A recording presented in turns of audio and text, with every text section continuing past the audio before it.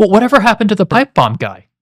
Well, he's got a job in MIT now, teaching gender studies or whatever it is. When you have a man dressing like a woman wearing, I don't even think that's a mustache. Is that realistic? Girls just want to have fun, man. I don't know what the Why are we hating? For the last 4 years, we haven't been honest with people. And we've had studies that testosterone is declining in our society. Mm-hmm.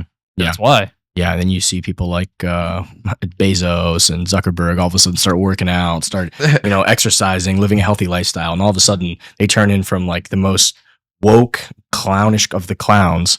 All of a sudden now they start swinging to the right. It's kind of wild. It's interesting to observe. Trust in media has gone down to its all-time low at like 12%, like 12 to 13, 14, 15% of people trust what they see on TV.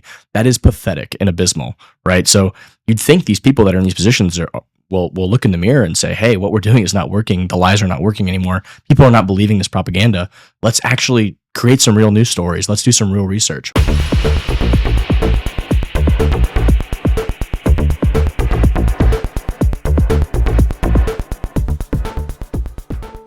Welcome to the Runway, where we talk about current events, politics, Web3, technology, and more, apparently. So with that being said, there's a lot of spicy takes this week, and let's take a look at a lot of them. I got my boy Phil here, I've got Kyle here, and I've got Jack Attack here. So welcome to the pod, boys. Thanks for having us. Yeah, it's lovely. Wonderful. Let's kick it off. All right, Paul, cue us up. What do we got first? What's up on the docket here? Still can't get over the fact that Democrats had earmarked $50 million to buy condoms for Gaza.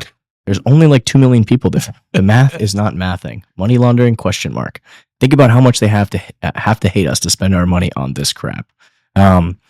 So I saw some stuff later on that this was actually, I think it was some community notes or something happened later that this wasn't quite true, that there wasn't 50 million spent on condoms for Gaza, but I wouldn't be surprised nonetheless. I think I saw that. It was talking about like, it's 50 million for sexual health or something like that. But still, it's 50 million for Gaza rather than, all the people here in the U.S. where we live and it was actually taxed from. I read there was like, they were tying bombs and explosives to condoms and they were floating them up in the air. And it was like, oh yeah. I thought that was a joke. You'd see something like that on Pornhub. It was like, so I don't know. It was a little sus. Mm-hmm. I mean, it's a good campaign, though. I mean, it landed well. What else you got for us, Paul?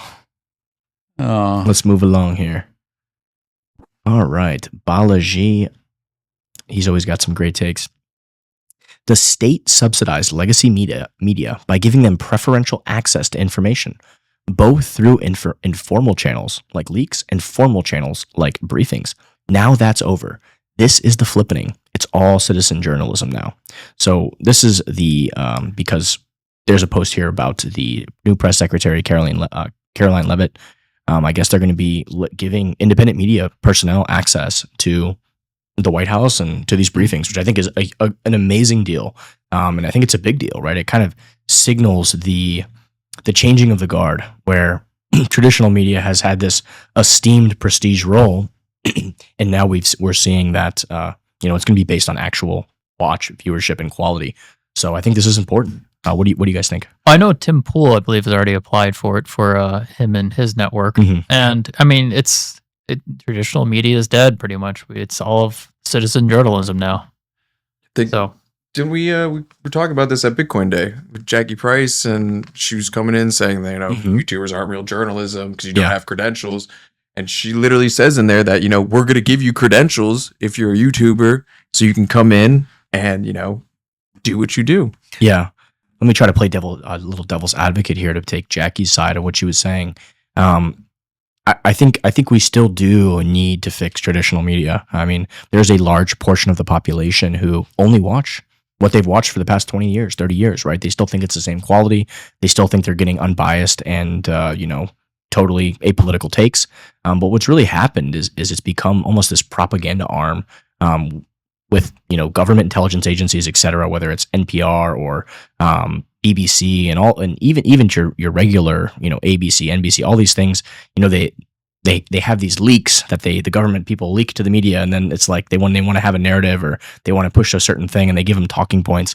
So they're not actually real journalists anymore. They're almost just propagandists. But I think that still needs to be cleaned up, and I hope it does, because there is a segment of people that only watch that still.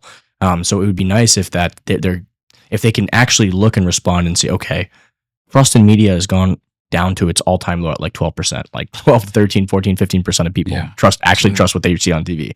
That is pathetic and abysmal, right? So you'd think these people that are in these positions will look in the mirror and say, hey, what we're doing is not working. The lies are not working anymore. People are not believing this propaganda.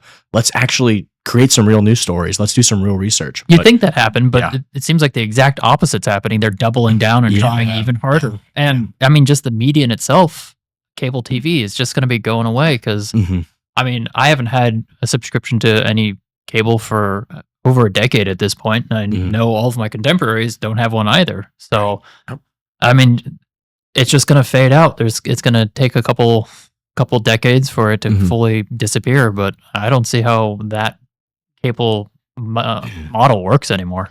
Not in the current age. Yeah, I think Matt Taibbi was on Tucker Carlson's pod recently, and they were talking about this a little bit. He was kind of saying, like, this era of credentialism is over. You know, people are not buying it anymore, and they don't want it. They don't like it, and they're done with it. And the eyeballs will show you that. I mean, you can see where all of the viewership is going. I mean, you know, Joe Rogan gets 100 million, views on his podcast. Meanwhile, like, some of these people that are sitting on the cable news networks are getting like 20,000 views. Like, at the same time, it's like, I think when that generation dies out, so will that media. Yeah. I mean, also, just because you have credentials doesn't mean you're any good. Some people are just good at taking tests and they can get through. Yeah. True. But when it comes to the actual work, they're terrible. Yeah. But think about our establishment's built on that premise. Yeah, we are totally. Yeah, society. I've always you can't be a massage therapist without a proper license. You can't be a barber without a license. I mean, all this does is it's all hurt people. Well, I mean, you do want some people to have a minimum bar, but it becomes, is it just trying to make sure they're not, like a barber that's not trying to bleach your hair and putting acid on your hair or something like that. That barber won't last long, though. Right. You know what I mean? That's true. You think the market would flip? The market would easily figure that out. Who's quality, who's not. And the market already largely has done that. I mean, all these different certifications and stuff, people just don't even care anymore. And right. I mean, I guess the bigger problem is it's required by law to do it. Because if you went to somebody and said, oh, yeah, I went and talked to a doctor or talked to this cosmetology school and they taught me all the right and safe ways to do it, I mean, I'd be happy to do it. Or you can have a guy say, oh, I went to YouTube and figured out how to do it. I mean, some people are teaching themselves incredible things on YouTube. Yeah. So it's not necessarily a knock, but I don't know. Maybe just like some kind of, instead of having to put in, like, I think it was something like a barber needs like 1,200. They need more hours than a police officer that has a weapon and stuff. I mean, that is like insane, right? I mean, like, that's ridiculous, There should be some way that a barber that has been self-taught or whatever can go and not have to spend 1,200 hours and tens of thousands of dollars to go to just whatever school to go prove that they're qualified, that they understand, I get the health. Like with barber, a lot of it, like the test, I think, is like a lot of about medical, like, hey, if somebody gets cut, you do this. Like, somebody can study for that test in a couple hours, understand the science, and go take that test. I don't have a problem with that. But the way it is now is you have to have so many hours and all this. And like, it's at some point, you've created this huge debt for yourself. And it's like, you spend all this time where you could have been making money. It's ridiculous. But all the current barbers with the license want you to have to go through all that because it's competition. Yeah, but I mean. Yeah, I know. That's why a lot of these things stick around, is because the people that already have it are trying to keep other people out. Yeah, I don't know. I think it's just, some of these states, they get into these things where it's like a revenue generation thing, and it's like, it actually just ends up hurting the economy more, though. The unseen knock-on effects are much larger than the upfront things that you actually see. What do we got? What do you got next for us, Paul? This is a great one. Number of genders, 4004 BC to 2020 AD, 2021 AD to 2024 AD, 73. And then back to the present, we're back to 2. Yeah, I mean, I think this just... That's hilarious. This just encapsulates... Should have been 73 plus, because I know they're still discovering more. They're still discovering more. That's right. Absolute absurdity of this mental illness stuff that's going on. I feel bad for a lot of these people that have these illnesses, right? But you don't enable somebody with mental illness. At least that's my take. I mean, it's just we haven't been strong enough as a society to tell them, no, there's only 2. Like, I know you think that there's more, but that's kind of a psychological condition. There's only two. We didn't want to hurt their feelings, so we never set them straight. It's theirs feelings. You didn't want to hurt theirs. No, it's theirs feelings. Oh wait, what are the proper pronouns? Are we going to get kicked off of all of the social media? Probably. We're about to get bounced. We're going to get bounced. Yeah, we're on X, the only one that matters. That's true. Rumble's good too. Yeah. So is Odyssey. All the ones. Shame on you. Shame on you. It was a great comment about 405 BC was fantastic. I love that. The people with real serious historical. What do you got for us next? What a change. What a change. Federal Reserve Chair Jerome Powell says banks are perfectly able to serve crypto customers. What a surprise. Shocking. What a change here. Wow. I mean, wow. This is a pretty large change in messaging with the new administration coming into power. Also, I think there was a guy named Bill something. He was part of the Fed, where he was really pushing a lot of this stuff to crack down on crypto companies and try to basically prevent them from accessing the financial system and integrating it all. And I think there was a lot of pressure put on him by the Trump administration and officials and team, and I think he resigned and he's gone now. So you're kind of seeing the messaging, and Powell's very good. He stays very, very even keel with his messaging. He's very calculated. He's very, like a politician. Like, he will not stray from whatever the dialogue is. So I think him saying this is signaling to the market that, hey, we are now going to allow technology and advancement in America again. We're not going to play these games anymore, where we decide as unelected officials, to freeze out perfectly legal industries from the banking system, right? So I think this is. Oh yeah. Did you hear when Trump the other day was asked about that, about whether or not the Fed would listen to him? No. What did he say? He just said, yes, they're going to listen to me. The Fed. So it was like stone cold. Like, yeah. I mean, that's what's about to happen. The Fed is largely the idea behind the Fed is that they remain apolitical. Like, they're not swayed by one administration or the other. Ideally, yeah, but Trump has a way to. Yeah, but trying to have the current banks adopt crypto is a little bit against the ethos of crypto. True. Going against. So here's the thing: it would good for the masses. A lot of banks were in the process of onboarding and transitioning people. In the crypto economy, we're still going to need banks. They're still going to exist. I mean, you're still going to need, people need loans and lending. I mean, it's still a thing, right? Some of it can be algorithmically done, and it can be automated into smart contracts. But some things, people still want to go and sit down with somebody and evaluate and be coached and taught. Hey, maybe I shouldn't take out this much debt if I've got this. I mean, there's absolutely something to be said. Yeah, but there's plenty of services that do that already. It's financial planners. They do the same type of things. They can help you strategize that type of stuff. And I do agree that banks will lending is important. I mean, yeah, oh yeah, that's what banks do. There used to be entire. I don't remember. It was like around the 80s or 90s. It was entire companies that all they did was lending. Mm-hmm. I can't remember the name of those things. But there's a lot of stuff even within banks right now that can benefit massively from using crypto and blockchain in the background, especially facilitating bank-to-bank transfers. And a lot of this was going on and was being started to be ramped up to increase efficiency, which of course helps consumers. Right? Mm-hmm. It makes things more efficient. It brings down costs. It lets money move more freely. So these things were being inputted before they got killed by the whole choke point 2.0 thing. I think a lot of these systems with the banks, Silvergate, and some of these other ones were rolling out some of these systems. I mean, for sure, blockchain's coming to the banking industry. Like, it's just a superior way than we're doing it right now. So no matter what, we're moving in towards that as being the new standard. Eleanor Terra, this is my favorite one from this week, or one of my favorites. Former SEC Gov Chair Gary Gensler has returned to MIT, where he will take up the role of professor of the practice in the Global Economics and Management Group in the Finance Group. According to the university, he will teach and conduct research on artificial intelligence, finance, fintech, and public policy. Someone says, will Gensler be pro-crypto again now that he's teaching fintech like he was when he was running the MIT course?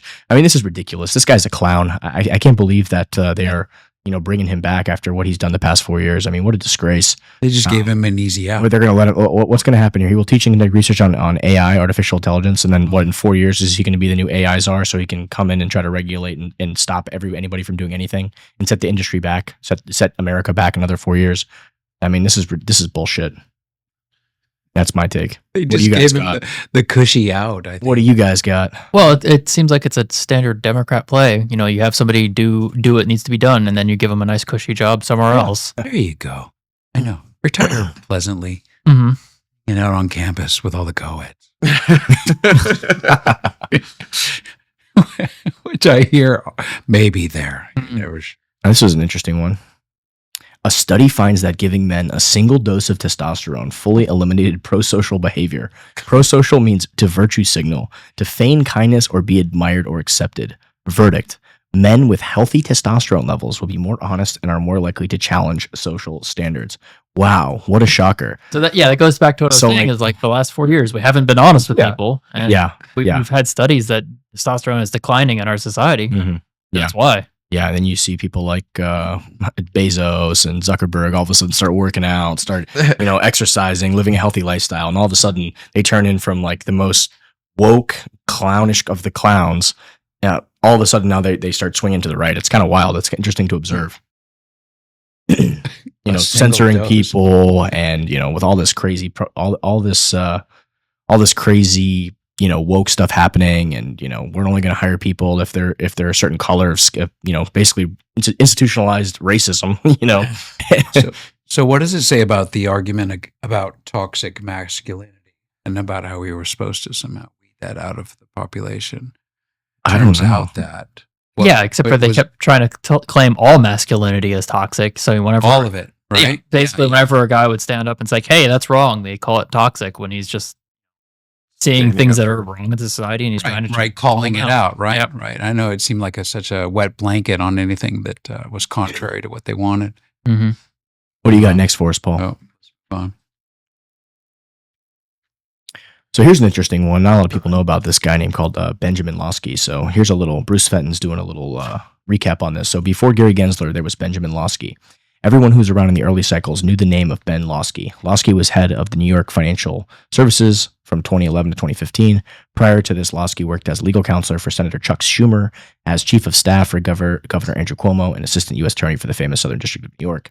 So a lot of people don't know this, but Benjamin Losky was one of the initial regulators in New York. I'm not going to read the whole post about it, but basically he was kind of like a Gensler before there was a Gensler, right? He came in and he said, look, we need to have all this regulation for this. We need to have and basically all of these new startup companies, it was like, could not afford to do this. It was like insane, like 50 pages of like stuff you had to do, certifications, all this stuff that was like totally unnecessary for new startups to even be engaged with, right? Mm-hmm. Like, he basically was going to make tons of companies leave New York, which a lot of them did. Only like one or two companies were able to comply with this. I think it was the Winklevoss twins with Gemini. They were able to they had a lot of money, and they were able to hire the lawyers and hire all these people to do this thing. And he very strategically was involved. I think they were in coordination with when they arrested Charlie, our friend Charlie, and Charlie Shrem, and they were behind a lot of that, and then they used it as this. They tried to make an example out of him to try to use it to sway all this regulation and put this thing called the bit license in play, which they ultimately did. This Benjamin Losky character. I mean, they had this hearing, and I remember watching it. It was like this whole thing where they were like, terrorism and all this stuff, like basically trying money laundering, terrorism, try to turn it into this huge thing so he could push all of his total over-regulatory reach onto the scene. And I think Eric Voorhees at the time was one person who was completely speaking out about this. There's some great clips of him just shredding this guy. And sure enough, what does this guy do? He puts forth all this regulation and all this law. And then the second he leaves office, what do you think he does? Hey, come hire me. I'll teach you how to comply with these laws. Yeah. So that's pretty much what he did. It's just made a job for himself. You see Michelle's comment? Here's Michelle. Miss Michelle, here it is. Create complex BS regulation, retire to a consulting job in which you advise on how to deal with said regulation. And this is precisely how Washington, D.C. operates. It's criminal. I agree. It is criminal. I mean, this is ridiculous. These people just are an impediment to humanity's progress. Why really are they doing this? If they're an impediment to humanity's progress, it doesn't make sense. Are they getting paid in the back? They're getting paid as politicians to do it. And then after that, they create a job for themselves when they get out into the private sector to comply with the regulations that they themselves created. I mean, it's the ultimate grift. Well, not only that, all these people that already have the positions, they try their damnedest to keep that the problem going, so they keep having a job. Like I think we keep making money. Yeah, I think it wasn't until like 2019 that the Y2K commission finally closed down or something like that. And they don't want the problem to go away. Well, it ultimately kept a lot of people from doing business in New York, and to this day, New York is in my opinion, terrible place to have a crypto business. I would never start a company there. Any business. Never start any business there. Yeah, I mean, it's just a terrible business climate. Almost, we're verging on communism. Very much socialist policies, all sorts of stuff. Anti-capitalist policies. Politics at the top can benefit. Yeah, high taxes. I mean, just kind of crazy. So they basically forced everybody out of New York, which is sad because New York City is like the financial capital. New York City. Yeah, you know what I mean. So you know what I mean. They don't want to create for a nascent growing industry all of this in huge hurdles and hurdle blocks. You want to allow innovation, foster innovation. Create incentives, and then when everything matures, you say, "Hey, now we got to regulate a little bit." But don't forget, then you learn what the problems are. You learn, hey, here's things we can fix, but you can't try to solve a problem before problems even arise. I mean, the people at the top, though, they always try and push for the regulation because they can afford the accountants and the lawyers to do all the paperwork, and it keeps competition out. Yeah. It creates this regulatory mode. Zuckerberg was the master at this. You're seeing Sam Altman, the Darth Vader. He's working on this right now. That guy gives me straight up SBF vibes. I don't care what anybody says. Oh, you're so. Here we go. I saw that. Yeah, there you go. I saw that. That was the next take. Sam Altman gives me SBF vibes. He really does. I've been screaming it for the past year. I just don't trust that guy, and he's. Again, it is literally like you start a company called, I've gone off on tangents before. You're a company that was started as a donation, as a charity, right? By, a huge investment from Elon to basically counter closed source AI, which was what Google was doing, and basically have an open source sort of alternative, a not-for-profit company. He was put in charge of that. And instead of following through with the mission of the charity that was established, right? It's the name is literally OpenAI. When he found out that they could make money, now he wants it to be. Yeah, he found out he likes Bugattis. See, I don't care about money. He's driving around in a Bugatti. Let's call a spade a spade. So OpenAI, which is still called OpenAI, is actually now closed for-profit AI, right? They're switching to a for-profit and all this. It is what it is. I mean, look, if you want to have a for-profit entity, do all this stuff, but the problem is the name is literally an oxymoron to what it was set out to be. I mean, the whole thing to me is just screams, lack of integrity.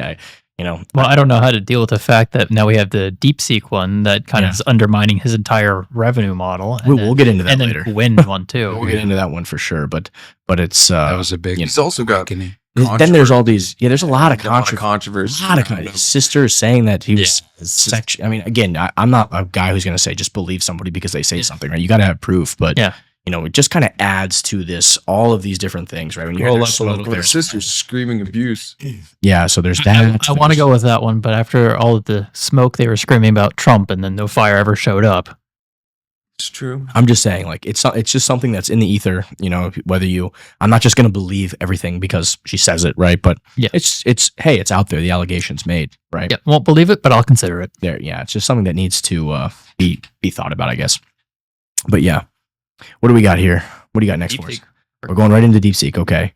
So DeepSeek increases my conviction that Bitcoin must be the hurdle rate for capital deployment. AI innovation at this speed and scale will substantially disrupt valuation metrics across industries and is not currently priced in. Those who secure a war chest of Bitcoin will be the long-run winners, picking up distressed assets for pennies on the dollar. Focus on three things: AI, Bitcoin, and energy. So interesting post here by Matt Cole. Here's my take. So a lot of people don't know what's happened and what's going on. I'll try to explain it. Break this down for me. In layman's, okay? So compute and AI, these AI models, large language models like ChatGPT, Anthropic's Claude, they depend on huge data centers and GPUs like what we operate, through our company. Millions and thousands of, GPUs all over the place to train and build these models. What's being alleged here is that this Chinese team, and then there's I don't know if you recently see the one, here it is by David Sachs. Yeah, perfect.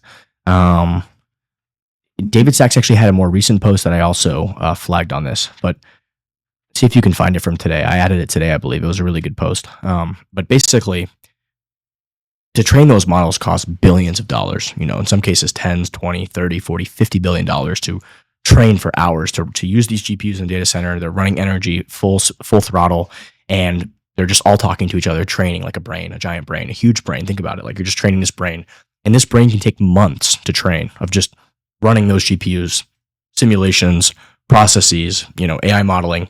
They're just burning energy, right? With DeepSeek, what this Chinese team is essentially claiming is that they made this process to create a brain more efficient, which is true. They did make it more efficient. They made some shortcuts. They figured out, well, hey, you can spend all this energy, but if you just train it, instead of going to be this accurate, if you just make it like less accurate, it'll still figure out the majority of the things. So they've made improvements in the process of the training, right? They're claiming that they spent only $6 million to do it. I don't buy that. I don't think that's true. Mm-hmm. I think, and Sachs also had a post about it. I think it's right here, right? New report by leading semiconductor analyst Dylan Patel shows that DeepSeek spent over $1 billion on its compute cluster. The widely reported $6 million number is highly misleading as it excludes CapEx and R&D, and at best describes the cost of the final training run only. So here's a more accurate. So did they train this model more efficiently? I think they did. Did they have some breakthroughs? Absolutely. But I think it's being totally overdone in the market. And I think that we're still going to need massive compute going forward. I also heard they were piggybacking off of the OpenAI model. So yeah, again, they stole intellectual property maybe in their training, which they don't have the same, intellectual property laws and rights and stuff that we have in America. Over in China, we all know that. Of course, that's obvious. So they might have used some of OpenAI's data or whatever, used their model to help train their own model, which, it is what it is. They did release this open source, and they did absolutely outline a lot of the improvements they made and what they did. And there is some extreme genius there. They've made some breakthroughs, right? We saw a similar situation occur with cloud cloud storage, right? As the cost of cloud storage went down, we made some breakthroughs on that cloud storage. We actually spent more money because it was still so powerful and useful that, I think that these breakthroughs are inevitable in these training processes. But regardless, I mean, it is going to allow more competition. It's going to allow more companies to create AI large language models for less spend. So it's going to allow more participants to come in. I think this is actually insanely bullish. So that's kind of a contrarian take right now because everyone's freaking out and saying, and there's actually a law about this. I can't remember what it's called. Like it's I'm trying to remember the law. I also got a question for you guys. So that's the law or something. R1. I think that's what it's called. DeepSeek R1. Yeah. DeepSeek's the company. That's what they released. Do you think they might have one that they kept held back that has even better capabilities? I'm not sure because the one they released is still far behind the leading model. So you think if they had a model that could take on OpenAI or is better than, right. Well, they just gave out the one they did to disrupt the market and they caused NVIDIA to tank like it doesn't 20% or something so like that. This DeepSeek model is still worse than the leading models. They just I'm just curious if they held back a better model and they were just trying to cause disruption in the market. That to me wouldn't make economic sense because if you have a better model, then you can disrupt. Then you can literally go right at OpenAI and say, "Hey, our shit's better. We're going to take the lead now." Right? Why would you? I mean, that's the whole point is to release something the best of the best. Well, unless you're do it multiple times. You have one that disrupts the market, and then a month later, do it again. Unless just a thought. Yeah, someone was shorting it probably. They were talking about that too. The hedge fund or whatever that's behind DeepSeek. They put all this out with that low number of it only costs us $6 million to do this because they might have had a bunch of shorts on NVIDIA stock, right? When the market freaked out. You saw Nancy Pelosi sold a bunch of her NVIDIA beforehand. she is the best stock trader there is. Why am I not surprised? I just started following her. We saw something the other day. She's got a new AI company she bought like a month ago, and it's up like Tempest. It's up like 80%. Like yeah, it's like if she buys, boom. It did move with the DeepSeek release. Brilliant. Yeah. I'm trying to think of this law though, but so I think. Are you referring to Moore's law? No, it's not Moore's law. It's not any of the ones we talk about. And Camp's law. It had to do with like cloud computing. We saw very similar. So when I say cloud, I mean like cloud storage. I think we saw this breakthrough in cloud storage where the costs of different terabytes of storage went down drastically, and law about cloud storage. We're just plugging this into. I know Paul's mic is. Let's see. There was a law. It might not it's not a financial law. It's trying to get you actual law, not like science law or something. Say it's a scientific theory or law. But basically, cloud storage costs went down drastically, and you'd think that people would spend less money at that point, like because the savings would be so extreme. But what it actually unlocked was it unlocked the market for cloud storage to more people at a lower cost. So what you actually saw spending accelerate, even with all those breakthroughs. So I think it's also because when it first started coming out, only the law begins with a G or a Z. I can't remember the name of it, Paul. Only a couple people. But it's not like a law, like a regulatory law. It's like a scientific law. So, so when we first started having the cloud storage, I'm sure only a handful of people did it. But as it got better, more people piled into it, increased demand. Gilder's law. There you go. I think that's what it is. I think it's called Gilder's law. From Gilderland. Yeah. So Gilder's law. There's Gilder. The bandwidth shall grow increasingly faster than computing. No, it's Zucker's law. There it is. There it is. Zucker's law. Less well known. I can't read it because you opened that right in front of me. There it is. He's blocking. Less well known. This relates to the idea that as technology advances, costs decline while efficiency improves. Yeah. Another possibility is Grosch's law, which suggests that computing power increases proportionally to the square of its cost. But yeah, I think it's probably Zucker's law. Yeah, I think it's Zucker's law. It's some combination of those two, but basically what ended up happening is you'd think because the technology got cheaper, you'd think that people would spend less money, but actually the masses spent more money. It became more accessible for people, and people wanted it even more. They found more things to store in the cloud, right? Pictures, images, cat videos, whatever. Oh man, them cat videos. Before it was only like companies that could fucking pay to store all that data. All right, let's see what we got here. What do we got up next on the docket? Oh no. Oh, let's see. Oh no. Here's what you got for us. Breaking. Just 24 hours before an American Airlines flight collided with a Black Hawk at Reagan National Airport, another American flight had to abort landing due to a helicopter crossing its flight path at the same time. AA 4514 can be seen on radar having to go around and make a second attempt and is currently under investigation. This should not be happening. So just to highlight this, there was a horrific accident that occurred and a lot of people lost their lives. And Trump had a whole press conference about it recently. I think a couple months ago, I was watching something about how people were blowing the alarm on the FAA what they were doing, the DEI hiring practices, basically using race as criteria to hire people, diversity, all these different things. And this was a topic of conversation in the previous administration because I think it was the Blaze TV. Someone did a whole special on this. And we don't really know all the specifics yet. We don't have all the details, but what I did read the other day that came out pretty recently was that this was a female pilot who was flying the Black Hawk with less than 500 hours of experience flying. And I'm not, saying that she was a DEI hire. We don't know the facts of that when it comes to the person flying the plane. But the people who are working these air traffic controller towers and doing all this stuff, they were trying to bring in people with intellectual disabilities, My name is Jeff. My name is Jeff. Yeah, people with many problems, I think the one in DC where they had the helicopter crash was like only had like a third of the staff they were supposed to have because they just didn't have enough people to work there. Yeah. And potentially because of the whole DEI problem. But I mean, maybe that was.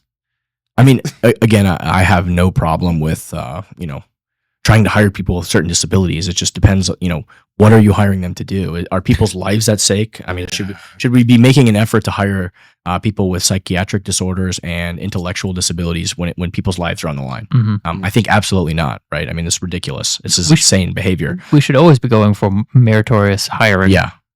Like if there's enough capacity where you can hire on somebody that isn't the best, awesome. But no, like you said, with people's lives on the line, we need to have the people who are best qualified for it. A couple things like, obviously there's been a lot of these near misses, near problems. Here's another example of one. So I think there's been a lack of competence and of people in these ATF towers working, and that's been a large push by the previous administration to hire people that are less competent. I mean, using things other than merit to hire at these positions. The other thing is, like I said, there was a female pilot flying with less than 500 hours of experience. I have no idea why she would ever be doing training hours. I guess they were saying this was a training mission or something like that. why would she be doing a training mission near an airport where there are civilians and people flying? I mean, to me, that's absolutely absurd. That training should be happening in the middle of the middle of Nevada desert or something. I mean, crazy. And I guess from what AI was saying, can't always trust everything you read, but 500 hours is considered, not very long when it comes to piloting a helicopter. It's considering low level of experience. So the fact that she was allowed to fly there in a commercial area around passenger planes with what's considered a low level of experience, flying an airplane or flying a helicopter, I don't know. It just doesn't add up to me. It doesn't sound good. And, some of the videos showing the flight path is like she flew right at the plane. I mean, kind of crazy. I don't know. Didn't Trump just sign a bunch of things like fixing that? Yes. We just recently, there was a lot of executive orders and actions passed to get rid of all this DEI, essential nonsense. Really, what it is institutionalized racism. It's a very hard thing for people to grasp their mind around, but for me, it's very simple. It's just like I always think back to the Martin Luther King quote. Don't judge a man by the color of his character. Don't judge a man by the color of his skin. Judge him by the content of his character, etc. Right. So when you're discriminating against a person based on their race, that's obviously terrible. Well, the same thing is when you're giving preferential treatment to people based on their race. It's the same problem. It's just the same fucking problem. You're a racist. You're a racist over here, and you're a racist over here, right? So all this shit just has to stop. The correct response from the government or from any entity is to just treat people as individuals, right? Is this individual competent to do the job? Are they competent? Do they have the skills? Race should never be a factor in any hiring, in any choosing a position, etc. That is how I feel about it, and that's my opinion. Where do you guys come in? I agree with your overall sentiment, but it should come into a factor if you're trying to hire an actor to play a Norwegian person. Fair enough. Well, that's me. Yeah, like How to Train Your Dragon. Okay. No, it's I want you to pretend you're an air helicopter pilot. Imagine you're coming out of Nam. You're flying the crew in. Yeah, that's the role. No, she was flying a DoorDash in, and she was late. You lost me there. She was a DoorDash delivery pilot. She was moonlighting as DoorDash. No offense to the good people of DoorDash. All right, you can delete that. Under the Biden administration, the FAA and other government agencies had absolutely insane hiring practices that endangered the public. President Donald Trump and his team are working rapidly to restore competent personnel to all positions involving your safety. Yeah, I mean, as it should be. This is just common sense, right? And this is why Trump was elected. I mean, there's just been such a lack of common sense. I think it was Adam Carolla. He was talking about how he applied to be a fireman in California. He was too handsome. Yeah, Communist state of California. Yeah, that place. He applied and he didn't get a call back for like 5 years. That's insane. And then when he finally showed up, he was standing in line with somebody else. I think it was a woman, and he's like, "Oh, when did you apply?" She's like, "Oh, yesterday." 2 weeks ago. Yeah, and like he's been trying for years. That's absurd. Young man would have been a great firefighter, and then. So yeah, here it is right here. And this was what I was talking about. I'm glad you found this, Paul, because I had added this to the thing. So this was actually from November 20th, 2024. So this is from 3 to 4 months ago. The Blaze did a whole special on this. They said, "'Tis the season for holiday travel, which makes it the perfect time to drop Blaze TV's latest original, Countdown to the Next Aviation Disaster. Over the past 4 years, the FAA has been plagued by outdated technology and a shift toward DEI hiring practices, and the results have been disastrous. The aviation industry has never felt more unsafe, from aircraft malfunctions mid-flight to an alarming increase in near misses. The Biden-Harris administration, with Pete Buttigieg at the helm of transportation, has created one of the most dangerous environments for what used to be the most convenient way to travel." So, can't say nobody was blowing the alarm on this and bringing this to the forefront, because this has been an issue and people have been calling it out. So, well, I can say one thing about the outdated technology. I was talking with a pilot, and they would have to update the software in their console, and he had to go there with a stack of 50 floppy disks and just cycle through them. Floppy disks? Because like getting the replacement with that had a USB or something was like $100,000, where the floppy disks were like $10. Okay. In somebody's time, so they would just always go with the floppy disks. Wow. Well, it's because of technology. I mean, they get it to work because they're trying to save money. But it's because like to get approval through all that, it was like millions of dollars. Yeah. So, what do you got next for us, Paul? Let's move along. DEI kills people, literally. DEI is structural racism, believing the ends justify the means. On the other hand, diversity is a natural byproduct of a meritocracy. The key term is that equity in DEI means to do anything to ensure equal outcomes. That's not meritocratic, it's racist. I agree. That's exactly what I was saying. I mean, well, what's a more broad term? Because if it's about your gender, then it's not racism, it's sexism. Yeah, I mean, I think it could be any of those things. So here's sexist. Who's this Dr. Rachel Levine? Rachel Levine. Rachel Levine is a mentally ill transgender. So what? Rachel Levine. Yeah, she's the head What's the deal with her? She was the previous, or he transitioned to she. So, but they were the Biden administration put that individual at the head of, I think, the health department or something. Yeah, I thought so. Somebody with a mental illness to lead the HHS. Or, I mean, just crazy. They had all the other one. There was another one that was stealing. The luggages, right? The one with a man that turned into a woman with lipstick on that was stealing people's luggages. I mean, like, this is like the head of Secretary for Health. I mean, it was in charge of the United States Public Health Services. It was honestly wild. Somebody that's literally mentally ill has gender dysphoria or whatever is the head of the health department. I mean, this is like, I feel like I was watching Gotham City. I feel like I was watching like Arkham Asylum, where the inmates were running the asylum.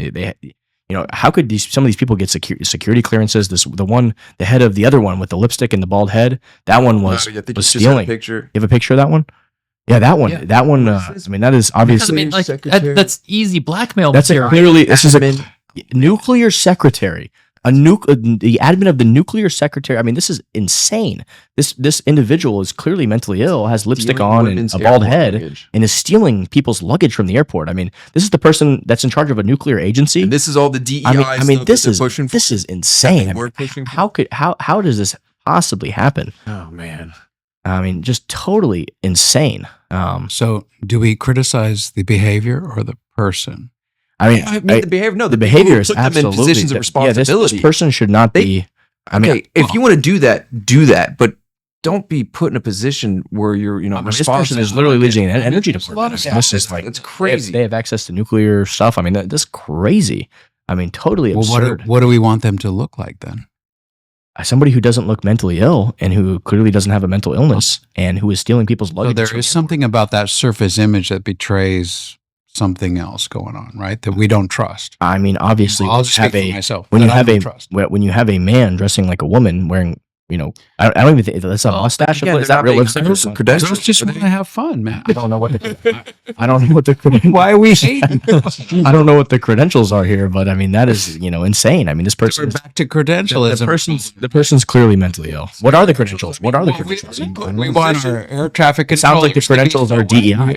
My eye surgeon to be one of them, but not my journalist. My journalists need to be free range. I want somebody who's in charge of a nuclear department not to be mentally ill. I mean, that is what I want. I mean, I agree with that, but like they're out there committing crimes. That's like prime person to blackmail. Yeah. Like even if they was sitting aside the whole wearing the dress, putting the lipstick on, they're literally doing things that would get them convicted. So that if anyone can compromise them, then they have access to the nuclear. Crazy. Let's move along. What do we got? Where are we at here? This is what I wanted to talk about. So I guess there are these astronauts that have been stranded, right? And this NPR runs this article like, hey, this pair of people are stranded on the ISS, right? So because Boeing or whoever, was incompetent. Boeing was incompetent, could not figure out how to get the space shuttle up there, whatever, right? So I think Trump has literally asked Elon to go up there to help these people, get these people down from the ISS. And like NPR literally said they were stranded in an article a couple of months ago. And now NPR is running an article that says Trump asks SpaceX to go get 2 stranded ISS astronauts. They're not stranded. So this is just in the middle of space. This is stranded. They look pretty stranded. To me. Have you seen Passengers? Yeah. I mean, yeah. So here's the article from a month ago. It says a stranded pair, Butch Wilmore and Suni Williams. They're supposed to be up there. It's just so 8 days. Yeah, so funny. And they've been up there for almost 6. Yeah, so they're clearly stranded at the ISS. But it just goes to show you that like these news outlets like NPR, literally how can you trust these? How can you trust them? I mean, they're literally just running propaganda. It's like, they had to write an article to try to make Trump and Elon look bad. And like, they're contradicting the article they put out like a couple months ago. It just, to me, blows my mind. It just shows the hypocrisy. I mean, you can't trust the best way that I heard it phrased was from Michael Malice. He's saying they are factual. They're not truthful. So they'll say things. Yeah, I don't even think they're factual. They've gone off the other. I don't think they're factual at all. They're not factual or truthful. Well, no. This was a little while ago. That's like a Huffington Post thing that was attacking somebody. It's like, oh, people in white coats claiming to be doctors were in the front of this area giving a presentation. They were doctors wearing their white coats. Yeah. It was so they were leading you to think that these are crazy people. Yeah. But everything they said was factual. Yeah, it's called it's not truthful. It's like framing. It's called framing. Yeah, framing. It's called framing. It's manipulation and propaganda. So shame on you, NPR. Shame on you. And Brendan Byrne, whoever wrote that article. Although, what do we got next? I can imagine those two astronauts. They're like covering up the camera, like, "Yeah, we're not ready yet. Just give us a couple more days." Go back. That was ISS is not.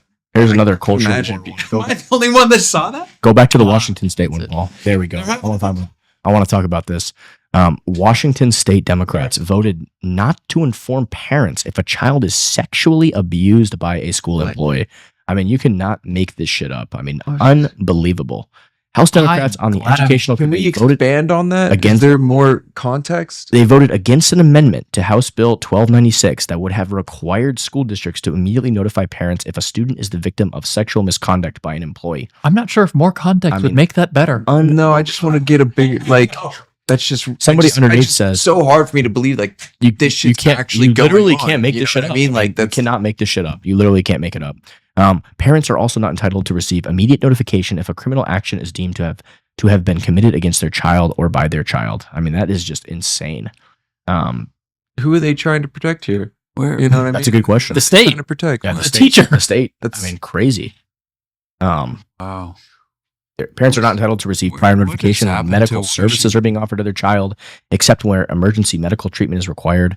I mean, this is just all absolutely insane. The only way that you can make sense of this is if those people believe that the kids do not belong to the parents. Yeah, kids belong to the state, and they will make the decisions for the parents. That's what they're getting at. Yeah, it's the only way that you can make it's like a communist. It's like any communism, sense. essentially. I mean, I would move out of that state. I wouldn't be there. I would not have a business there. I did move out of that state. You did a smart decision. I mean, that is wild.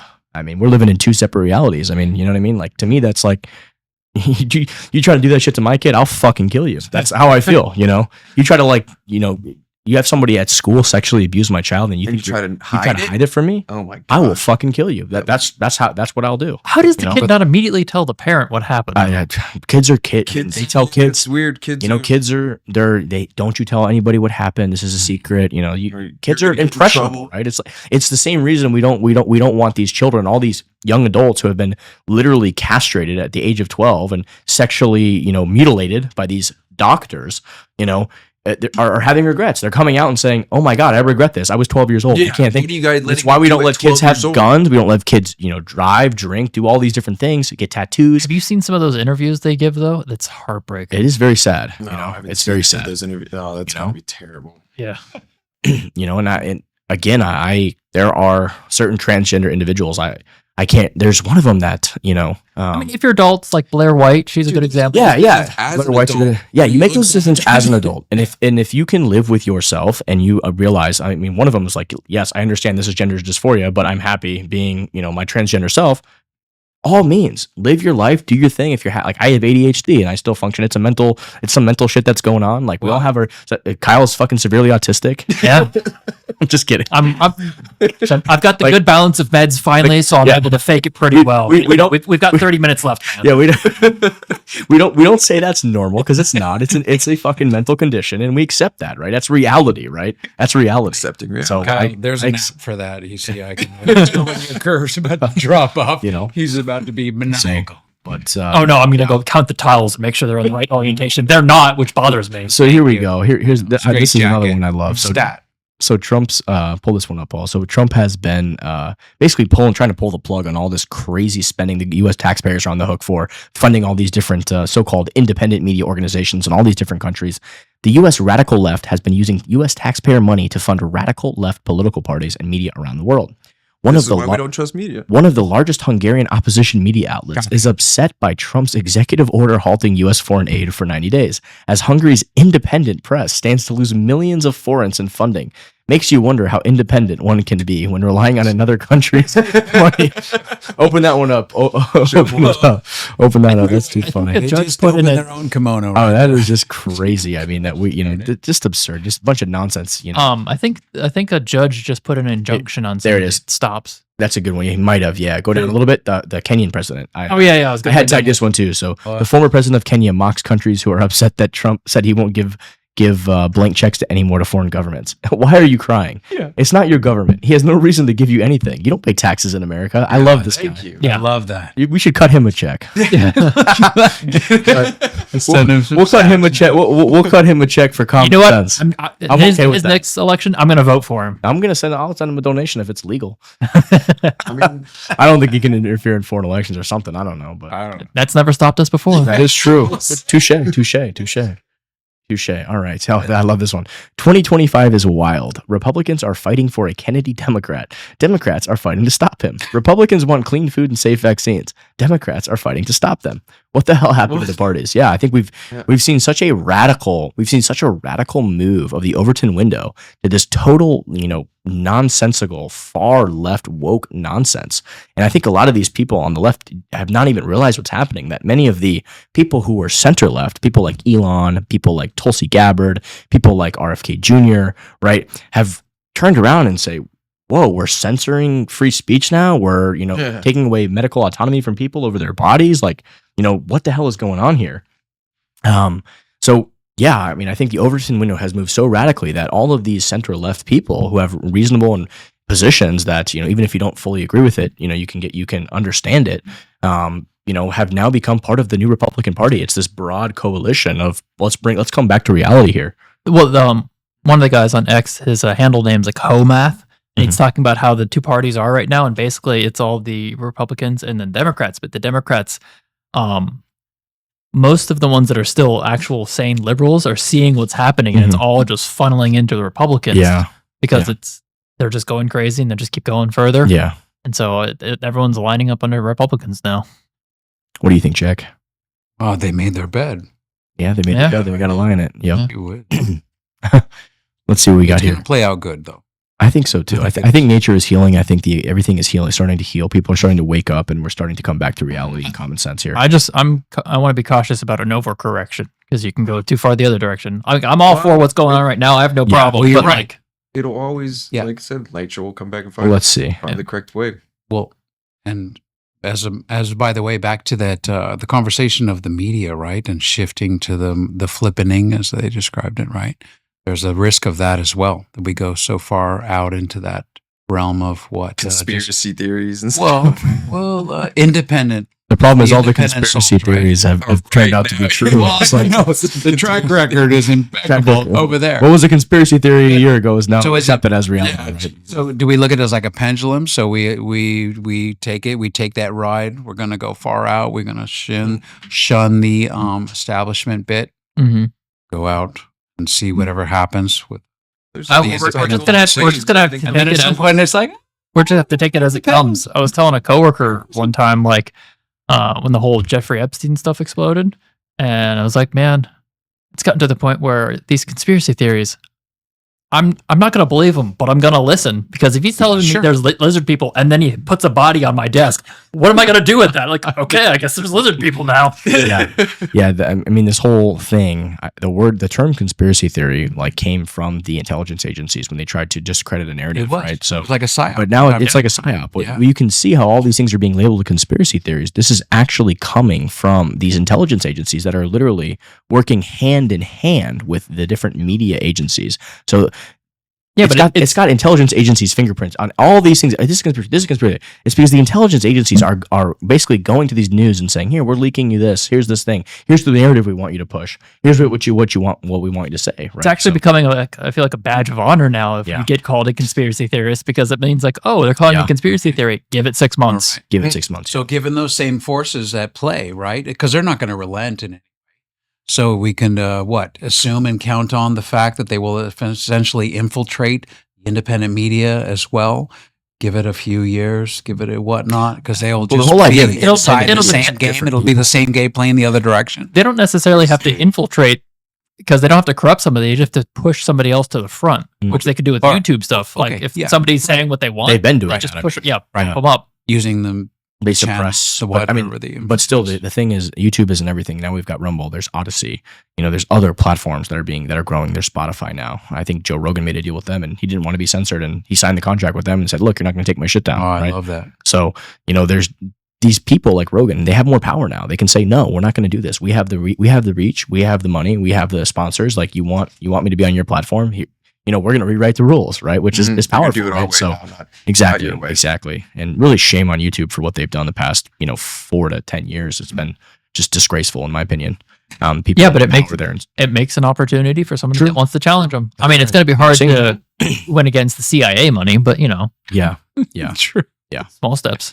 So let's dive into this one. President Trump just fired a bunch of USAID employees for conspiring to secretly send further foreign aid without approval. This administration is not playing games. We've identified several actions with USAID that appear designed to circumvent the president's executive order and the mandate from the American people. As a result, we have decided to put a number of USAID employees on administrative leave with full pay and benefits until further notice while we complete our analysis of these actions. Acting USAID Administrator Jason Gray. So, I mean, this whole idea of this overarching swamp of all That these different picture of agencies, Trump, all these by the different way. people. That Yeah. says it all right there. And there you go. You're out. Vintage Trump. Get out of here. You're fired. I mean, That in hindsight, thank God he didn't win the 2020 election Everything happens for a reason. Yeah. because he's really seeing what these people are like. He was, Yeah, they he got had to a go chance to straight. really. I mean, Yeah. they're coming in like a well-oiled machine this time, and And they're dropping the hammer hard. Yeah. They're throwing out so many things. They don't know how to react. What Yep. are they gonna do to him? You know what I mean? I was watching all these government employees crying on TikTok. I got to go back to the office. I got to work. I can't just work from home 24/7 now. I mean, total absurd. I mean, these people. I mean, we're just living in two different realities. I guess I don't know. I mean, I look at that video and it's just like I cringe by the level of I'm curious incompetence. how many people are going to take Trump's deal for the 6 months or 8 month I got the. resignation. How would Yeah. I'm thinking maybe like 35%, 30%. I think that sounds like a decent number. I mean, that will save Well, taxpayers a lot of money. With forcing them to come back into the office, and if they relocate the headquarters, because you lose like 20% whenever you relocate your headquarters. So those two things together will probably take 50% Yeah. of the workforce out, and then you got to deal with all the contractors because that's an unseen headcount on the government. Interesting. Here's an interesting one too. I tagged this clip because it was just I watched this. It was like a masterclass. This guy like totally disassembled.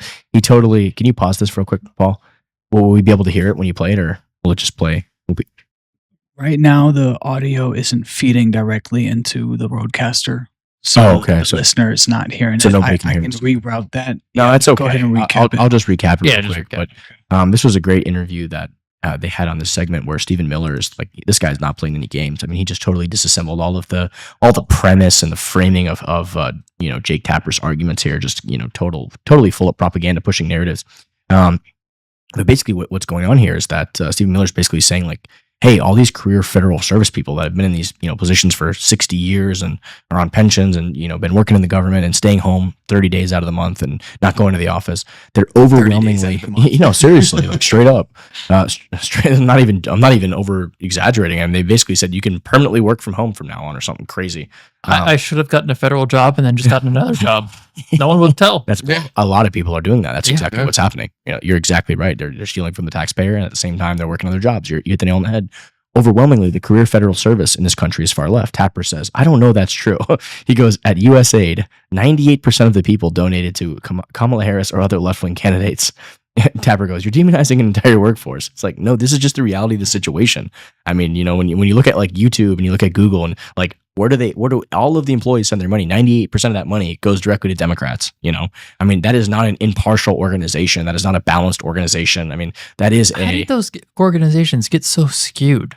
Because that's crazy when you're Narrative. you're in this little bubble. You're in this bubble of reality. You know what I mean? You're in this little bubble, and it's a bunch of yes men. And Well, most you of the have no other headquarters outside over narratives. like California and Washington, Yeah, right? yeah, you're in a super liberal cities, right? And this microcosm of which is not reality reflective of the rest of the United States. You just kind of get brainwashed. You're getting brainwashed essentially, manipulated, and then you're baking that brainwashing into your platform, into your algogoth, censoring people, not letting people have free speech. In the meantime, you've got the CIA and all these intelligence agencies. I don't know if it's specifically the CIA, but you've got these different intelligence agencies literally advising these people and essentially using the other big one now is NGOs, which is non-government organization, which is code for, hey, the government is not allowed to do this, so we're going to give you we're going to give you billions of taxpayer dollars to go do this on our behalf, which is essentially violating the Constitution, which is exactly what's happening, and we're seeing that, right? So that's what's happening here. That's with this mass censorship and a lot of stuff like that. So here Peter Sweden recaps this too. He says, I've said it before and I'll say it again. The mainstream media is not here to report the news. Yep. They're here to tell you what to think. They are far left propagandists. And literally that's what's happened and that's what it's become. And that's why trust in media is at an all-time mainstream media. Yeah, it's a repeating thing. Yeah, they're all reading. Have you seen the clip? They're all reading from a teleprompter. They have no individualized thought. Telling them this Here's the narrative. Yep, exactly. If you don't say this, you don't have a job. You've seen that now, like infamous video where it's got all the news characters saying a threat to our democracy. We've got that on our Cypherpunk'd. It's a part of our intro video for our Cypherpunk'd podcast. So I did like a 1 or 2 minute intro, and part of it is just all the news media anchors and supposed journalists saying the exact same thing on every single channel across the whole United States. I mean, if it wasn't for the fact that AI wasn't really invented or popular at that time, I would have thought it was fake video, but no. Oh, this is one of my favorite Babylon Bee posts. Democrat senators oppose diversity for one day only. Oh, that's great. Babylon Bee just crushes. You just can't even make this shit up. No, they had one like when Trump got elected, like Babylon Bee shutting down because, we're fixing the world or something like that. All right, let's see what we got here. Kash Patel. They're brilliant. Mr. Alex Jones recapping Kash Patel. The conspiracy theorist himself, Alex Jones, the real Alex Jones. Massive J6 bombshell. Kash Patel just told the world that Democrats, Pelosi, Schumer, and DC Mayor Bowser all refused 20,000 National Guard troops mobilized by Trump days before the Capitol riot. I mean, there's literally a video. They've found this video recently of Nancy Pelosi basically saying, this is all my fault. This is all my fault. The day it was happening. And this came out years later after all the propaganda and bullshit that I was listening to a podcast or something where it was talking about how Nancy or Schumer, one of them, was telling another department to delay a report that would have given the ability for them to actually call in the National Guard for protection and whatnot, that they were trying to make it so that they couldn't get the support. Well, no one's surprised, right? No. I mean, this is orchestrated theater. Yeah. Well, whatever happened to the pipe bomb guy? Well, he's got a job in MIT now, right? teaching gender studies or whatever it is. Let's see here. So I got my reverb on really good. Thanks, Paul. Let's pop this one up. This is my favorite. Sorry, guys. Nope, go back, Paul. You had a good one. There we go. Many federal civil service workers spend most of their workdays complaining about their jobs on Reddit. Interestingly, much of the activity violates federal law. So all these Fed people working for the government sitting at home not doing anything, they're all posting on Reddit all day complaining about their jobs in the middle of when they're supposed to be working. I mean, that's classic. Were they working from home? Similar problem, right? Yeah, we do. For a guy, that one. They're supposed to be doing something. Hold on, let me check the post real quick. Here's a good one by You got to put the tracker on them, like the LoJack, Maddie. So a lot of people, this is a common thing, this whole thing about meme coins and this, that, and the other.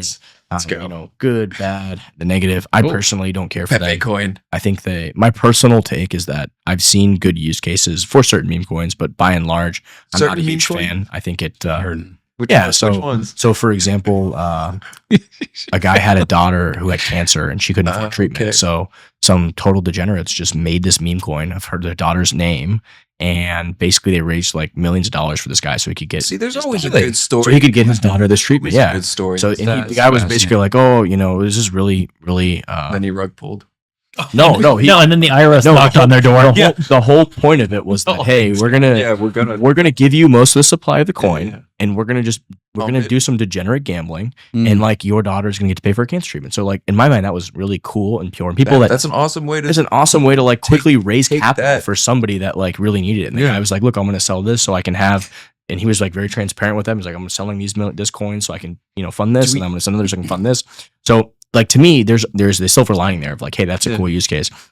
A lot of people don't know this about Dogecoin, but the reason it was founded was because people didn't want to like risk their Bitcoin initially to like, mess around with crypto. They wanted to learn like something that was fun. Dogs. No, dogs are awesome, right? So it stuck around. But it was meant to be a joke. It was meant to be a joke. So people could play with it. So people could play around with it and not be worried that, if I lose this, if I mess up this wallet, if I lose my private keys. Yeah. So they had, joke. The supply is like 4 quintillion. It was something crazy. Something insane. And it was a way for them to like learn about crypto without feeling like they were going to lose something like very valuable like Bitcoin, right? So that was the premise initially. The guy abandoned the project and said this was a joke and this was that. And the community basically said, no, fuck you. We like this. We're going to keep this. Which was really cool. And the original founder when they started Shiba. That's what I don't know if that's true or not. That's just no, I think he left crypto altogether. But at the end of the day, the community decided they wanted to keep that. But they did like the Dogecoin people in like the late 2010s, like the early like 2014, 2013, 2012, etc. They had people at conferences and people at events like showing people, hey, here's a Dogecoin. Well, I'm going to send you some 1,000 Dogecoins. You know what I mean? Like teaching people about crypto. So there was something genuinely and beneficial and cool behind that. But why didn't they just use the testnet then? I don't know. I'm not sure. The testnets. I don't know if there was really a testnet for Bitcoin. I know for Ethereum had multiple testnets, but I don't know if Bitcoin had a testnet like that. A testnet. A testnet is like where you have a test version of the blockchain and you simulate certain things you can do, like if you're going to put an upgrade to make sure it doesn't break the whole network. Yeah, before you actually like deploy a contract. This isn't relevant for Bitcoin. Bitcoin isn't a fake coin for a fake coin. Bitcoin is essentially, yeah. So Bitcoin is Bitcoin was it's like a stunt double. Bitcoin was always intended to be this, store of value, sound kind of like, hard cap. It wasn't made to have all these changes, right? So there wasn't really a testnet. The initial testnet was Satoshi on the forums, kind of, running beta upgrades with everybody, kind of saying, hey, this is the beta, we're launching it. You know what I mean? But it is what it is. But after he was done doing all the optimizations, it was done. It's largely been the same, and any upgrades have been an additional layer, an additional software or additional code on top that people can opt into or opt out of. They're not forced to use it. With Ethereum, they had plans to change the blockchain, change the issuance mechanisms, change scalability, change the consensus of the network mechanism from proof of work to proof of stake, right? So all this stuff you don't want to do on the main chain that's live with billions of dollars, being secured in different smart contracts. Like you don't want to just run that upgrade without testing it on a test net. There you go. So you do it on all this stuff you play around and do on a test net to simulate first, and then you have the main net. So that's what a test net is. Okay. But let's get back to this post real quick by Eric, where he says here about meme coins, right? So I went through the things that I said I like about meme coins and the potential use cases that I see as positive, but by and large, I think they're a negative, in my opinion, for our industry personally, because the powerful uses of something like Bitcoin for billions of people on this planet that don't have access to a sound money. And the abilities and the uses of something like the Ethereum protocol, where people can have complicated or not even complicated, but simple smart contracts, financial contracts, savings, lending on a micro scale, I think is super powerful technology for the world, and it's why I'm here personally. This idea of self-sovereignty and having access to a money that nobody can take from you, property rights on the internet, etc. I think we lose some of that when all this money and attention gets focused on literal, shitcoin, meme coin gambling, right? So Eric is saying the reality of the situation here. I think everyone knows that meme coins are literal zero-sum gambling, like roulette, but with better odds, still negative EV. In this context, meme coins are great, a new kind of casino, and casinos are fun. For those who don't realize it's just gambling, those who have an investment thesis on Fartcoin, for example, will have a hard time in life, and that's nobody's responsibility but theirs. Meme coins aren't scams, they're casino games, and that's fine. And you know what? I agree completely with what he's saying here, right? But let's call a spade a spade. That's what it is. Let people make their own decision, let people gamble if they want. It's a free society. So I think that's my take as well. But I do think it's a negative in a lot of ways. But that being said, people can be free to do what they want. So I thought that was a good explainer by Eric. It reminds me of I saw I think it was a 4chan post back when the fidget spinners became a big thing. And he's just like, I just dumped $5,000 into it. No one's buying them anymore. Oh my God. I mean, he tried to make money off of it, but it's a capitalist country. It's capitalism. It's freedom, right? Freedom to do what you want. So, I mean, if he had started 2 or 3 months earlier, he probably would have made bank. Yeah. If I would have bought Fartcoin at whatever. So how about we tokenize the new independent journalists that are about to head into the White House? Or Hey, if you could figure it out, I'm sure you'd make money. Oh. Well, wouldn't the market dictate then who's got the validity if they were somehow tokenized? All right, but what does it mean? What do you mean? tokenize What do you mean by tokenized? I don't really- What are you tokenizing? I'm not pretending I know what that means. It's just a word I heard on the interweb. it? Okay, boomer. Okay, boomer. All right, let's go on to Caitlin Long here. I love Caitlin Long. She has so many group takes and information. Connecting dots. Conservatives debanked. Banks say they just followed rules. Trump cut out the 3 banking agencies, FDIC, Fed, OCC, from his new digital asset working group. Congress is already investigating the debanking of crypto, Operation Choke Point 2.0. Last week, I learned that it is expanding. This is all connected. The Overton window for major reform of the federal banking agencies is wide open. And I think this touches on what we talked about earlier, right? Yeah. So yeah, I think Caitlin's been all over this for years. She's been on top of this. She did a fantastic job with all of that. All right, let's move along here to Snowden. The Senate Intel Committee spent nearly the entirety of its session today furiously demanding that DNI nominee Gabbard condemn me personally, a position now opposed by something like 94% of Americans. What? Courts have been ruling for 10 years that NSA broke the law, guys. Move on. Yeah, so again, in my opinion, Edward Snowden is an American hero. He exposed to us that our government was secretly spying on us and violating the Fourth Amendment. And the media agencies and the mainstream media and the intelligence agencies spun the propaganda narrative in the web to make it look like he was the bad guy Playing those when he was literally letting the people know what was actually happening, right? It was So- the Assange treatment. So I think he should absolutely be pardoned by Trump. I hope he sees this. I hope he does pardon him. I do agree. I think Thomas Massey's Twitter poll is probably not a complete reflection of of Snowden's support in America because Wait, what's the argument not to?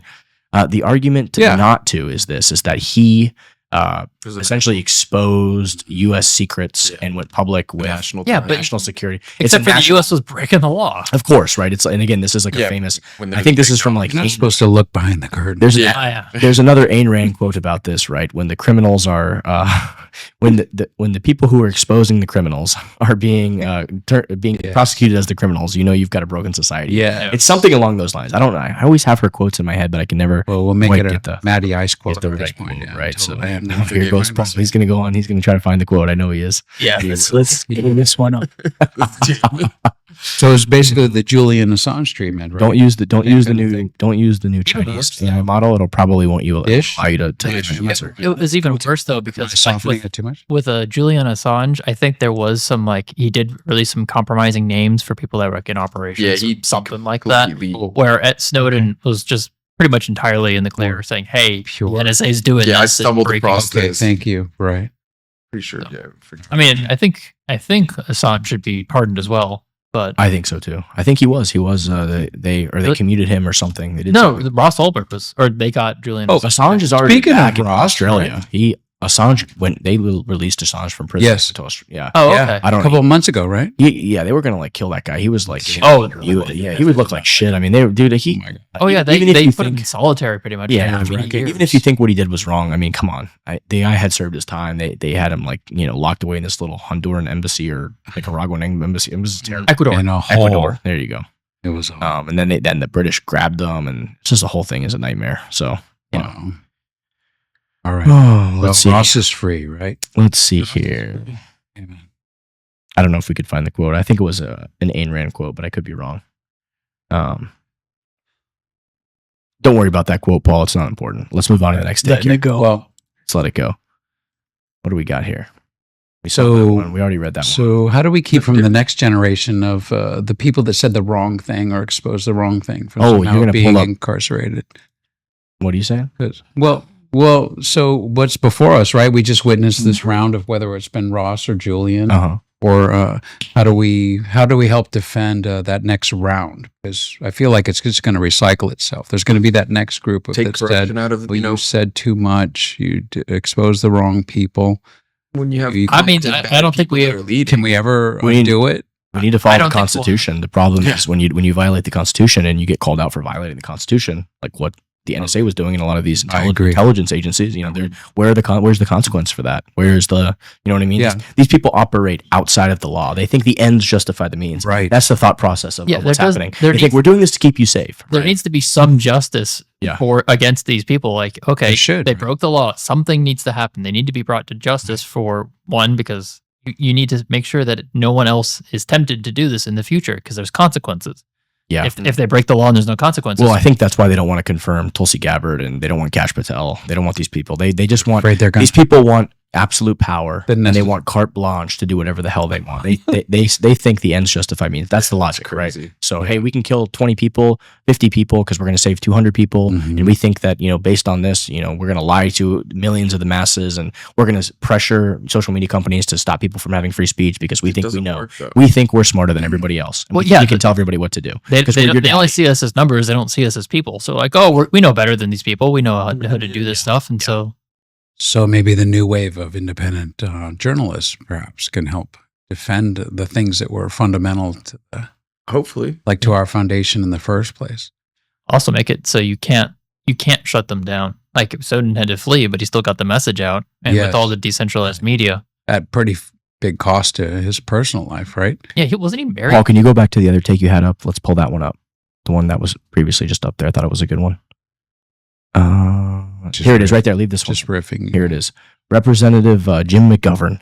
Let's call this what it is: a ransom payment, pay to play, corruption. Nixon would be proud.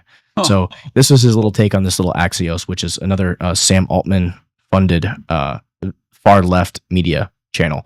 Meta to pay Trump $25 million settlement for shutting his accounts after January 6th. And what? Here he's saying, I didn't know that. Yeah, $25 million is like absolutely nothing. I mean, imagine, No, it's the principle. Imagine censoring the sitting president of the United States and acting in a coordinated fashion with all the other platforms to censor the sitting president of the country. I mean, that is absolutely insane. So my take on this was, no, the corruption was banning the sitting fucking president off social media and engaging in massive censorship at the behest of corrupt intelligence agencies, trying to control free speech on the internet and violate America's First Amendment rights. But nice try. So that is my take. Does anybody else have any other takes? I think that's awesome that Trump got them to pay him. Oh my god! Oh, I mean, he could have made him pay way more than $25 million. I mean, that's like nothing. I mean, no, but it's the principle. I think Zuckerberg whipped it out. Zuckerberg donated $400 million plus to to do that whole little thing in the previous cycle where they registered all these, probably committed tons of electoral fraud. I think probably. I mean, how did with all these fake votes and ballot stuff, and they caught a bunch from this time around. They didn't let him get away with it. I think. On the last day in Pennsylvania, they caught like quote right there. They caught a bunch of no corruption was the banning. Yeah, here's Mike Pence. What do you call Zuck's $400 million to Democrats then? Super duper ransom payment. Nice take. Super duper ransom payment. All right, suck. Let's take us to another take. Oh, Bernie. I don't have any thoughts on this one because I didn't add this one here. Bernie really said that. I think Paul He just tweeted this today, and it just somewhat backfired in his face. Really? It's like these people don't remember we have the internet. We can check these things. Yeah. So the hostility. Okay, I think this clip was when he had an exchange with RFK Jr. at the hearing yesterday. So let's see the here. commencement hearing. The hostility Robert Kennedy Jr. experienced at his hearing was directly proportional to how much pharma money each senator received. In fact, each of them simply repeated the same attacks we just saw flood the mass media, all of which were blatant lies. So I've only seen like a couple snippets of it, but RFK looked like he did a master job of defending himself. He did a pretty damn good job. Yeah, I thought so too. So I think Bernie Sanders tried to come at him and he just shut him down. I think he rightly called him out that he took all this money. But I think with Bernie, so I guess what he's saying here, what he just posted was that, where was this other clip you just pulled up, Paul? I don't know when you found middle of this thing. No, I don't know where you did with it. So basically, saying he took zero money from the corporation, but I guess my reading of that was. I think it's the very. Oh, he said he only got his donations. There it is. Yeah, zero donations from pharma CEOs. Zero donations. So he's basically saying like 8 million people from working people gave giving $27 at a time. Yeah, exactly what the captain said. From the so CEO. He's factual, but he's not truthful. He didn't get it from the CEOs. He got it from the company. Yeah, I don't know what he's saying. I mean, he's full of shit. But yeah, 8 million people are really giving you $27 at a time. Sure. Is this another Act Blue scam where they where the same person sends $27 50,000 times, and the lady's like 90 years old and she has no clue what you're talking about? Yeah. Or this is just like money laundering, which is essentially what's been happening with Act Blue. Yeah, nice try. I wonder if I can check how much I've donated to a politician, because it should be zero. It should be zero, right? You could check that. So there was a good one right there. That Tulsi Dang, I wonder Gabbard. if I Tulsi can. Gabbard absolutely crushed her first intro into her hearing. So when are we going to find out where these people get approved or what the deal is? And I think JFK did get approved. well, that should be. Did he? I think. Let's find out. Don't quote me. I think I will Tulsi's. quote you. No, I said not to. Yeah, I don't. I'll I trade on that news. I think there would be more announced. Yeah, the case. Seen it. Couldn't be more proud. Megan McCain. What? It says right now, it's looking as of now, this is from 4 hours ago, only Senator McConnell is voting against Robert F. Kennedy, which means Kennedy will be confirmed. He's the worst. It is also looking like Tulsi Gabbard will only lose 2 Republican votes, securing her nomination as well. Wow, what a good day for What America. about Kash Patel? Has he been And confirmed? according to Senator Ted Cruz, Kash Patel has, can you go to show more on that take? And according to Senator Ted Cruz, Kash Patel has the numbers to be confirmed as the next director of the FBI. Well, this is all fantastic news. 3 fantastic people, and they all deserve their roles greatly. About to kick some ass. Yeah, I'm glad they couldn't stop Bobby's shirt. Bobby. You should have worn Bobby's shirt today. My shirt. I wore it the day I of got the hearing. I told you how I got that shirt, right? I forget. Which one? So, I gave him That a shirt? Bobby Kennedy shirt No, because Bobby Kennedy spoke at the RFK Jr. spoke at the Bitcoin conference. So, when we were there in Nashville, he was still running for president. So they had this cool it's like a RFK Jr. Kennedy van truck that would go around and it would play like the Kennedy song, which was like a famous song that Never heard it. Yeah. I gotta look it up. Yeah. See, no. It's a really catchy little jingle. It's a really cool little song, and they would throw the shirts out. It's like if you went up to them and was like, "Yo, what's up?" They would open the little thing and they would throw a shirt at you. So, it was a I think it was like me and JMD and Paul. I think we went up and we saw the thing and they threw a shirt. So I gave you that shirt. Never question my love for you. Yeah. Oh man. All right, what else we got? So there's a lot of pearl clutching happening right now. Which I've never heard that one. No. Yeah. Across the Catching the pearls. the Beltway, apparently. Who else do we have? Who else do we have on the lineup for getting confirmed? I'm not sure right now, but hopefully we get these 3 through. Yeah. Paul, what do you got? That guy. You got any takes up top there? I saw some takes on the top still left. Well, So we have gone through the rotation, Really, I feel like I had a lot more takes than this, but but We kind of we smashed can, it. oh, here we go. That's a good one. Go back. Starlink. So here's a good one. So there are 54 million in awards dedicated to providing broadband services for the Pine Ridge Indian Reservation. Per Wikipedia, 16,906 American Indians live there. That's 3,216 per capita to enable access to broadband. To contextualize, this is one of the poorest reservations in the nation with a per capita income of only $8,768. So they're basically just calling out more grift and waste, right? So Starlink, go up.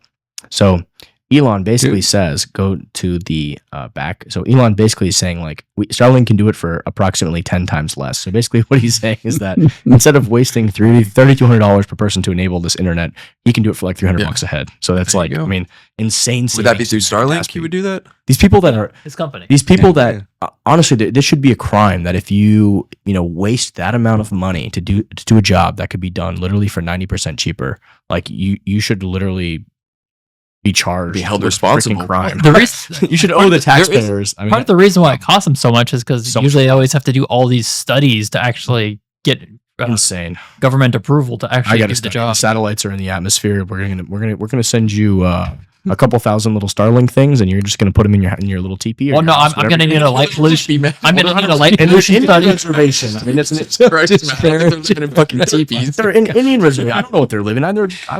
they live in a casino. I don't know. Even easier. They can share. They can put 10 Starlinks on top of the casino. That was wrong. They got higher per capita. I don't know. I'm sorry I said that. Well, they could easily put it on whatever living structure they're living in. Ask who was Elizabeth Warren. Elizabeth. You know what? I'm surprised Elizabeth Warren's not all over this. Isn't she the chief of the tribe?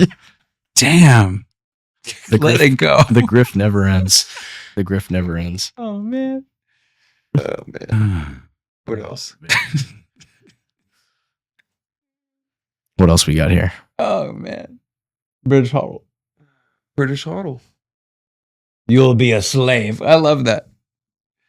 We already are slaves. When Bitcoin is 13 million, Yeah. 0.1 Bitcoin is 1.3 million. At an annual 10% yield, that's $130,000 income. 1.3 million is too little now. Imagine the world at 13 million per Bitcoin. Get to 1 Bitcoin right now. Mm-hmm. Yeah. Well, What do you say? These weak, pathetic 0.1 Bitcoin maxis are lying to you about how free you'll be without enough coin. You'll be a slave. Oh, that's funny from British Hodl. All right, guys. Well, it's been one hell of an episode. he's good. What else you Wait, what's anybody the else have? Lagarde beam right there? Oh, here she is. Get a predictable money Money supply. The new currency design makes it more valuable, right? You Right. see the punch? This is CJ. He's a good one. Look at what he said. That's our boy CJ. Oh, CJ is good. The new currency design makes it more valuable, right? Right. This after she comes out and says European Central Bank will not look into Bitcoin or consider hodling it. Only difference between inflation and hyperinflation is trust. Man, the powers that be are doing everything they can to abuse the very little trust they have remaining. We're entering into a time where the foundations of finance are changing, and TradFi is in complete denial. Protect purchasing power, Bitcoin. A meme of her. Can we get a predictable money supply and no inflation? Lagarde, best I can do is new banknote designed for printing. Oh, that's classic. All right. Well, on that, boys, it's a wrap. Oh, God. Thanks for all being on the pod today. Thank you.